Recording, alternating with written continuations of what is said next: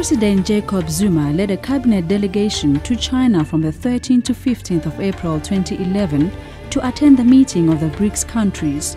South Africa is still a new member of BRICS. The BRICS Forum is constituted by Brazil, Russia, India, China and South Africa.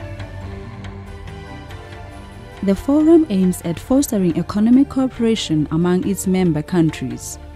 Leading South Africa towards economic growth and job creation, President Zuma arrived in Sanya in the Hainan province on the 13th of April 2011 to attend the third annual meeting of the heads of state and government of the BRICS countries.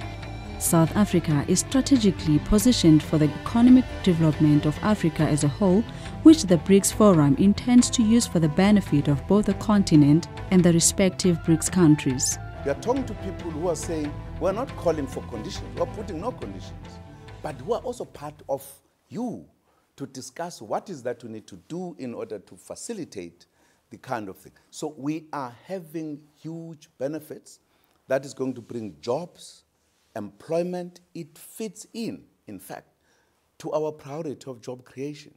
We are talking about countries that we can talk about specifically, projects. For an example, they are supporting the issue of the infrastructure in South Africa.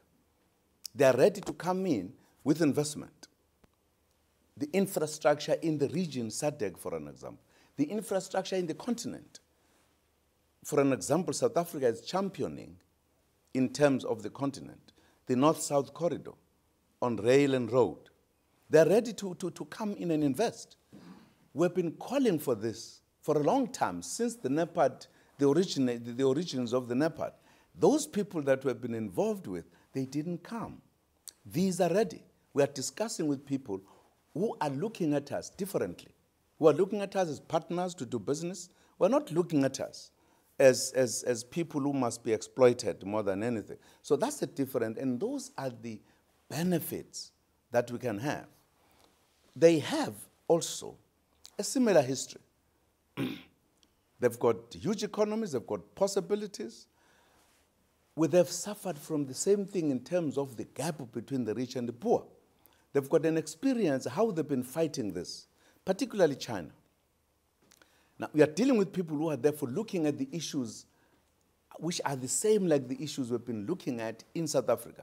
You even gain that experience. There's nothing of that nature in other countries that we've been dealing with. If anything, they're happy to allow the gap to remain. So that's why we talk about in BRICS the shared vision and prosperity. During the 3 days, President Zuma held bilateral meetings with the leaders of the BRICS to strengthen the existing economic cooperation between their countries.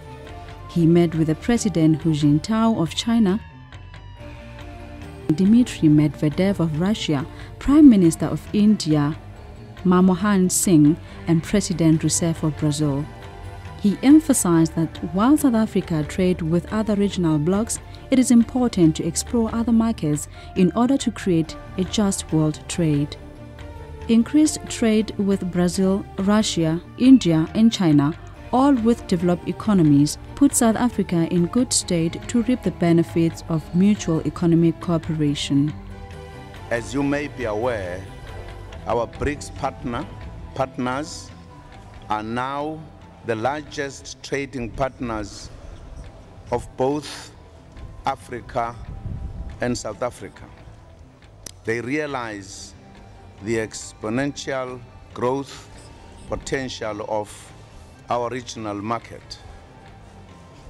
There will be expanded opportunities with the imminent establishment in a few months' time of the free trade agreement between regional economic communities, namely Southern African Development Community, the Common Market of East and Southern Africa, and the East African Community.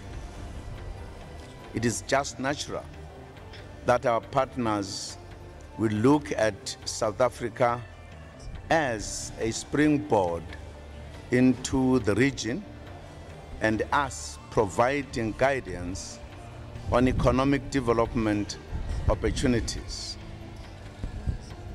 A critical avenue for cooperation also arises from the fact that all BRICS countries serve on the UN Security Council this year as permanent members, such as China and the Russian Federation, or non-permanent members such as Brazil, India, and South Africa.